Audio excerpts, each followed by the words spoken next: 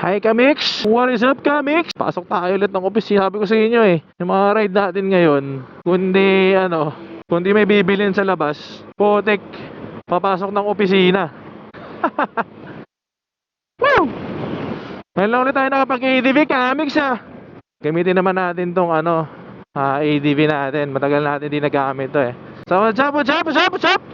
Before anything else guys, big shoutout sa mga nakasama natin or mga nakakilala sa atin or mga nakita natin sa Makina Moto Show. Makina Moto Show ba? Makina Moto Changi. So, yun, dami rin natin binili doon. Again, nasusunog guys Forest fires. May mga bumbero Sobrang init rin kasi ngayon. Kaya inom-inom ng mga tubig guys kung lumalabas kayo ng tanghaling tapat tulad natin.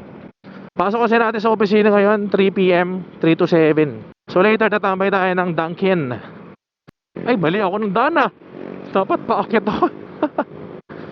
Anyways, so meron pala akong gustong i-share sa inyo guys na itong ginagamit yung intercom kasi sobrang natutuwa ako dito, promise. Itong Reso. So nagkaroon sila ng booth sa Makina Moto Show. Bumili ako ng Reso Lite. So mamaya di-discuss ko ano yung mga variants ng Reso intercom. Pero ngayon, very quick lang kasi gusto ko lang talaga i-share sa inyo ba't ako natutuwa dito. Kasi sa mga di nakakala, meron din naman ako mga Cardo, Freedcon, yan, meron pa rin ako mga ganyan. And I can compare kagad yung advantages ng Reso guys. So number one, ito, tulad ito. Wala akong chin mount, wala akong GoPro ngayon, pero meron tayong Osmo 360. And nakukonect ko yung Reso para magkaroon ako ng audio. So wireless microphone siya. So yung microphone ng Reso is applicable or connected sa DJI Osmo. So wireless mic siya. Parang number one features, kaya ko siya nagustuhan. Second guys, baka kasi ma-consider nyo kung naghanap kayo ng intercom, ito masasuggest ko tong highly recommended ko and suggest ko tong Reso guys. And nagkagandahan dito guys, affordable siya compared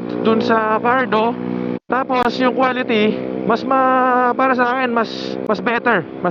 Kasi isa sa mga features niya guys, yung voice command. Dito kasi sa Reso, you don't have to say pa yung hey Reso ganun. You don't have to, diba sa Cardo kasi bago ka mag voice command or mag voice prompt, kailangan may hey Cardo ka pa Dito wala na. So pag sinabi mo play music, diretso na siya.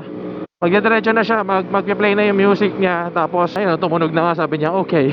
Tapos kung gusto mo i-check yung battery status, kung gusto mo palaksan yung volume down, na kagad. Kumbaga yung response rate sobrang taas compared to Cardo, I must say. So yun, plus point sa akin yun. So meron silang tatlong variants. So we have the Reso Lite, Reso Neo, and Reso Pilot. Yung Reso Pilot yung pinaka top end nila, which is yung nasa 13,000 ba? 14,000. Itong nakakabit sa atin ngayon is the Reso Neo. Of course, may mga difference pa rin yung mga yan, and I'll tell you later. Tapos we have the Reso Lite. So isa sa mga differences nila, pag Reso Lite kasi parang, if I'm not mistaken, 8 riders, ganyan ang kaya niya, and medyo Bluetooth-ish pa siya. Pero iba yung tawag nila, pero parang ganun din, Bluetooth-ish. Pero kung mag-Reso Lite kayo lahat, para ka na rin naka-mesh connection. So sa Reso Neo naman, 15 riders yung pwede mag-connect and mesh connection. So pwede rin Bluetooth. And pagka Reso Pilot naman, 30 riders, mesh connection of course, pero pwede rin Bluetooth. So ito, na-test na namin to. Kung merong nakakardo sa inyo guys or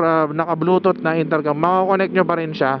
And base dun sa experience namin, may pagkakaiba lang sa quality, sa audio quality, sa connection. Pero importante, nakakabit siya sa inyo. Pero mas maganda kung naka-all Reso kayo. Kasi pag naka-all Reso kayo, mesh connection, parang nasa 2 meters ata or more yung range ng connection. Kung Reso to Reso, nalimutan ko, ilalagay ko na lang dyan kung ilan yung gaano kahaba yung range ng Reso to Reso mesh connection. Pag Reso Pilot naman yung kinuha nyo guys, meron siyang parang yung Discord feature, pero that would require data na. So let's say kung nasa labas ka, kailangan naka-connect siya sa phone mo and kukuha siya ng data mo. So merong internet mesh siya. Whereas let's say kahit hindi pa yung magkakasama, pagka nandun kayo sa app, pag nandun kayo sa group, let's say nasa isang group kayo sa app, diba may app kasi ang Reso So kunyari meron kayong group doon, so naka-Reso Pilot kayo lahat, ang feature niya is parang Discord. So kahit hindi kayo magkakasama, kunyari yung kasama nyo nasa bahay pa, ikaw nasa meet up place niya, matatawagan mo na siya or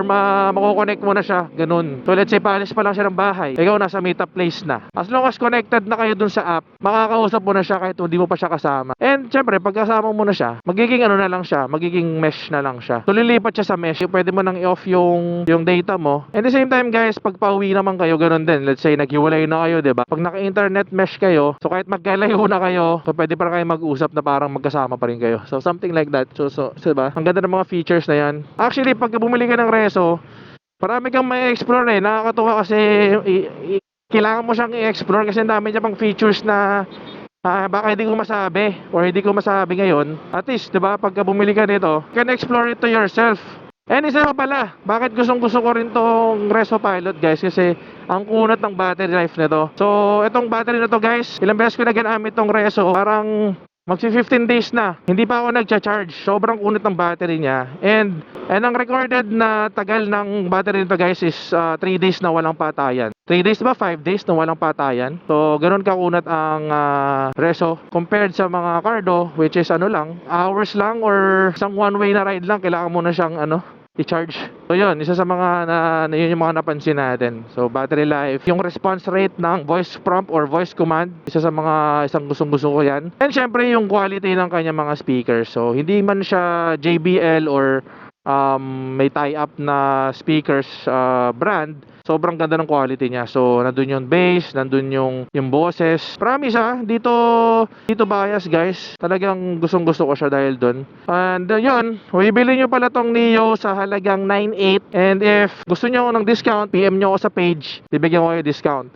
Then kung gusto nyo naman ng Reso Pilot, yun naman nasa 14,000. And yung Reso Lite naman guys is nasa 6,800 pesos lang, diba? So kung ako tatanungin nyo kung kapo sa budget, kung pang OBR, pwede na kayong dalawang mag Reso Lite. Pag group naman kayo, let's say mga 7 kayo or 8 kayo nag-ride, mag Reso Neo kayo. And kung hardcore naman kayo mag-ride, lagi kayo nag-uusap na madamihan, and gusto nyo yung feature na parang kahit hindi na kayo magkasama, nakapag-usap kayo, mag Reso Pilot kayo.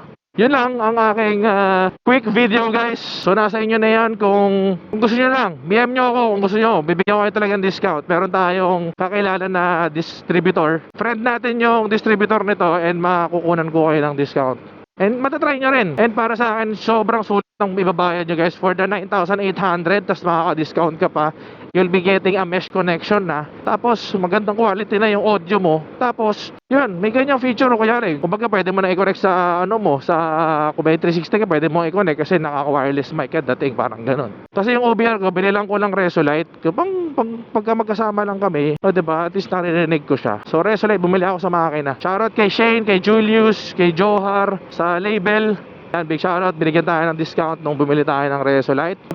Super happy tayo sa quality. And ang tutusin guys, ang ganda ng feedback ng Reso sa riding community right now.